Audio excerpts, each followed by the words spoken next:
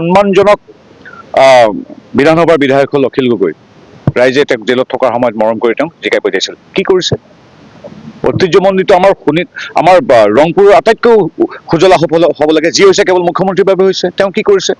এনেই আৰু অশ্লীল কথা কৈ মানুহক অশ্ৰাব্য গালি দিলেতো এখন দেশ, এটা জাতি বা এটা বিধানসভাৰ উন্নতি নহয়। আজি ৰংঘৰৰ পৰা আৰম্ভ কৰি আমাৰ চৰাইদেউলৈকে গোটেইখিনি আমাৰ ঐতিহ্যমণ্ডিত ৰংপুৰ চাৰিটোত সকলোবিলাক মুখ্যমন্ত্ৰীৰ তত্বাৱধানত হৈ আছে।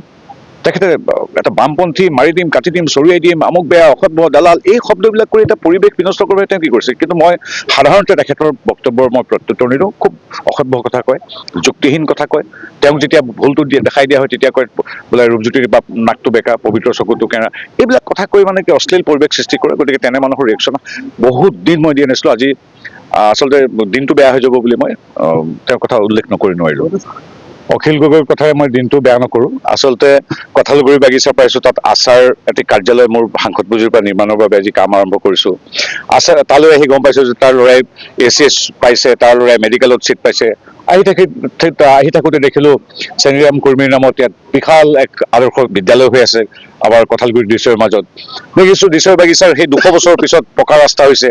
আহি পালোহি আমাৰ চাহ বাগিচাৰ লোকসকলে গুৰু শ্ৰীমন্ত শংকৰদেৱৰ নামত উৎসৰ্গিত আমাৰ শংকৰদেৱ সংঘৰ ইয়াত দিছৈ বাগিচাৰ আমাৰ দিব্যজ্যোতি প্ৰাথমিকৰ অধিৱেশন হৈছে। মই এগৰাকী সংগীৰ দৰে আজি ইয়ালৈ আমাৰ ৰূপজ্যোতি কুৰ্মীৰ লগত আহিছোঁ। ইমান ভাল কথা, সংঘৰ অধিৱেশন, চাহ বাগিচাৰ স্কুল, ACS, ডক্টৰ, 3,33,000 আমাৰ চাহ বাগিচাৰ লোকলৈ এতিয়া ভূমিপট্টা দিয়া হ'ব, অধিকাৰ দিয়া হ'ব 200 বছৰ পিছত। এইবিলাক ভাল কথাৰ মাজত মই আৰু অখিল গগৈ লম্ফজম্ফৰ বিষয়ে যদি ৰিয়েকশ্যন দিওঁ, তেওঁ ট্ৰেকশ্যন পাব। অখিল গগৈ আপুনি কি কৈছে? এজন খিলঞ্জীয়াক জিকাব লাগে। খুদ এজন খিলঞ্জীয়া ৰূপজ্যোতি কুৰ্মী আছে, গতিকে আহি ৰূপজ্যোতি কুৰ্মীক জিকোৱাত সহায় কৰিলে হৈ গ'ল। খিলঞ্জীয়া লাগি এওঁতকৈ 5 বাৰৰ সন্মানীয় বিধায়ক, এগৰাকী স্পষ্টবাদী সাহসী যুৱ নেতা, যি প্ৰেক্টিকেলি বা ব্যৱহাৰিকভাৱে কাম কৰে। অখিল গগৈৰ দৰে ডেইলি ৰাতি ফেচবুক লাইভত লম্ফজম্ফ নকৰে বা তেওঁ নিৰ্দিষ্ট মানুহক তোষামত কৰিবলৈ গৈ চৰ চাপৰি নাপায়গৈ।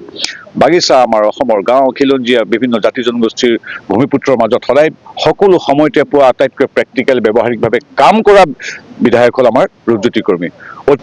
অসম বুলিহে আমি চাম, অসমৰ সমগ্ৰ মানুহে আমাক আশীৰ্বাদ দিছে। বিগত পঞ্চায়ত নিৰ্বাচনত দেখোন আমি যোৰহাট লোকসভাৰ দায়িত্বত মই আছিলোঁ।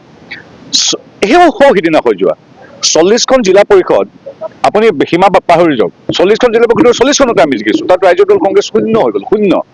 ৰাইজে হিয়াও যে আমাকে আশীৰ্বাদ দিছে। গতিকে কোনোবা এখন গাঁও ইফালে সিফালে গৈছে, ৰাইজেতো সেই গোটেইখিনি মানুহ আমাক পূৰ্বতেও আশীৰ্বাদ দিছিল, সিদিনা আমাক পঞ্চায়ত নিৰ্বাচনত আশীৰ্বাদ দিছিল। গতিকে পুনৰুদ্ধাৰণ ইত্যাদি কথা নহয়। অসমীয়া জাতি, অসমীয়া সমাজ, অসমৰ থলুৱা ৰাইজ, তেখেতসকলৰ আশীৰ্বাদে মূল কথা। কোনোবা এখন গাঁও ইটো সমষ্টিত পৰিছে বা ইটো সমষ্টিলৈ এইখন গাঁও আহি গৈছে, ৰাইজেকে সেই একেখিনি মানুহে হিমন্ত বিশ্ব শৰ্মাৰ সুশাসন দেখিছে। আজি দেশত কেনেকৈ দুৰ্নীতিবিহীনভাৱে 1.5 লাখ চাকৰি হ'ল, কালি চাকৰি হৈছে 4,500।